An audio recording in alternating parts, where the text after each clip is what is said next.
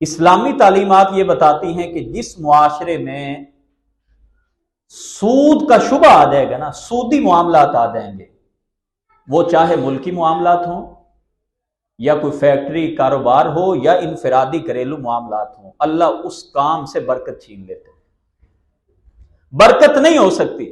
وما آتیتم من ربا لیربو فی اموال الناس فلا یربو عند اللہ۔ لوگ اس دور میں بھی سود پہ پیسہ دیتے تھے کہ زیادہ پیسہ لے کے مالدار ہو جائیں۔ اللہ رب العزت نے سورہ روم میں فرمایا جو مال تم اللہ کی راہ میں زکوٰۃ میں دیتے ہو، تمہارا مال یہ بڑھ چڑھ جاتا ہے۔ وما آتیتم من زکوٰۃ تریدون وجہ اللہ فاولئک هم المضعفون۔ جو اللہ کی راہ میں دیتے ہو یہ مال اللہ تمہیں بڑھا چڑھا کے تمہیں واپس کرتا ہے۔ وما آتیتم من ربا لیربو فی اموال الناس، لیکن جو پیسہ تم لوگوں کو سود پہ دیتے ہو اس میں اللہ اضافہ نہیں کرتا۔ یمحق اللہ الربا ویربی الصدقات، اللہ صدقے کے مال کو بڑھاتا ہے اور سودی پیسے کو کم کرتا ہے۔ یہ کون کہہ رہے ہیں؟ اللہ رب العزت۔ تو ایک ہماری سوچ ہے، ایک اللہ رب العزت کا قانون ہے۔ آپ پاکستان میں جو سب سے بڑا ہمارا اس وقت مسئلہ چل رہا ہے وہ ہمارا معاشی نظام ہے۔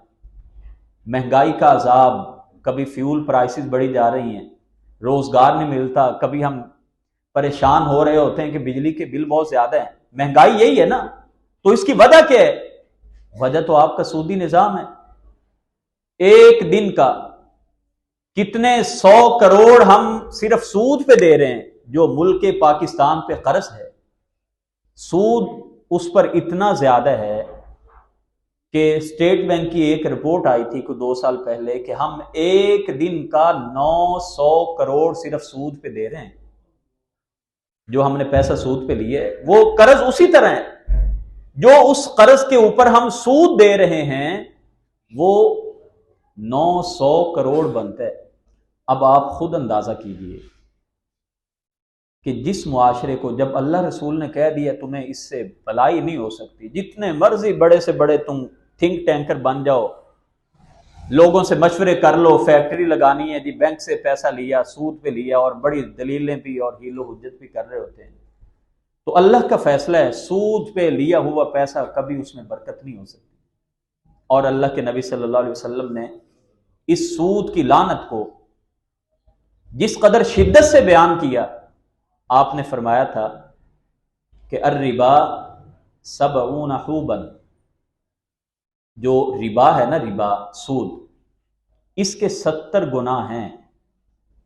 ایسرها ان ينكح الرجل امه، ایسی مثال دی نبی کریم کی تعلیمات میں، ایسی مثالیں ہمیں زیادہ نہیں ملتی۔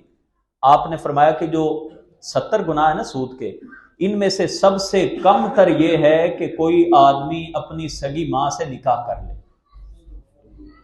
ان ينكح الرجل امه، اور وہ نکاح تو نہیں ہوتا، ماں سے تو نکاح حرام ہے۔ آپ نے فرمایا یہ اتنا بڑا گناہ ہے۔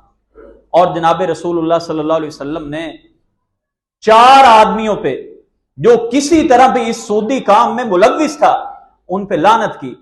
لعن رسول اللہ صلی اللہ علیہ وسلم آکل الربا وموکلہ وکاتبہ وشاہدیہ وقال ہم سواء، سود لینے والا، سود دینے والا، اس سودی معاہدے کو لکھنے والا اور اس پر گواہ، آپ نے فرمایا گناہ میں یہ چاروں کے چاروں ایک ہی جیسے برابر کے شریک ہیں۔